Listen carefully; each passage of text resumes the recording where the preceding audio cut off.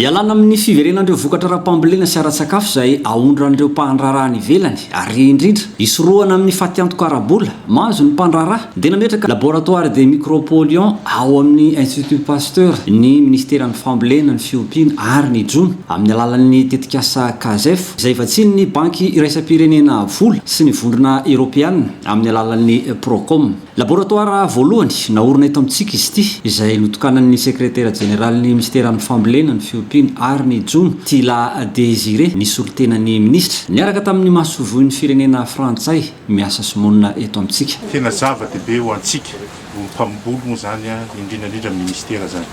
izy io zany napetraka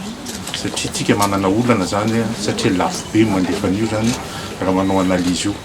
dia analizy nefa takiny izay ho any ivelany any satria misy naoko marana zany izy io dia matetika zany tsika mandefa tsisy an'izay analizy zay dia miverina ny entatsika dikan'izay misy vola zay dikan'izay dia voatery averina zany dia perte be tsika nefa raha zao zany misy eto amintsika na prix arany abordable be ka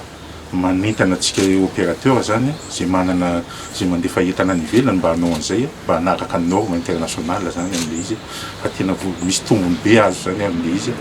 ary manana tombony be isika zany amin'ity zavatra nataontsika ity. Mitentina hatrany amin'ny 2 sy 3 tapitrisa dolara amerikana ny tetibidin'ity laboratoire vaovao ity.